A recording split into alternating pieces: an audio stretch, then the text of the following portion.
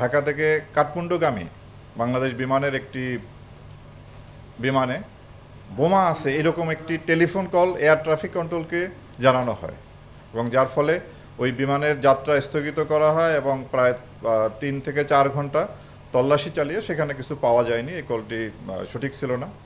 তো এই ঘটনা আমাদের যে জাতীয় এয়ারলাইন্সের এবং ওভারঅল বাংলাদেশের ভাবমূর্তি দেশে এবং আন্তর্জাতিক অঙ্গনে মারাত্মক ক্ষুণ্ণ হয় এবং ইতিপূর্বেও এই ধরনের বেশ কয়েকটি ঘটনা সংঘটিত হয়েছিল। টেলিফোনের মাধ্যমে বোমার খবর দেওয়া হয়, পরবর্তী পাওয়া যায়নি।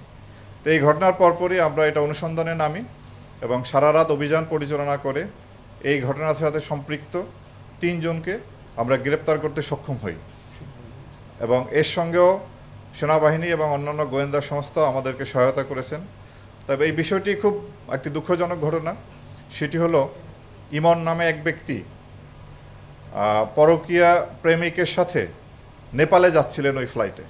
এটি ইমনের মা এবং তার স্ত্রী জানতে পারেন এবং তার যাত্রা বন্ধের জন্য তারা প্রচেষ্টা চালান, বাট কোনোভাবেই তারা সক্ষম হন না। তখন ইমনেরই আরেক বন্ধু ইমরান পরামর্শ দেয় যে যদি এয়ার ট্রাফিক কন্ট্রোলকে জানানো হয় যে এখানে বোমা আছে তাহলে হয়তো বিমানের যাত্রাটি বন্ধ হবে এবং অ্যাকর্ডিংলি ওই মা টেলিফোন করেন এবং যার ফলে এই ঘটনা সংঘটিত হয়।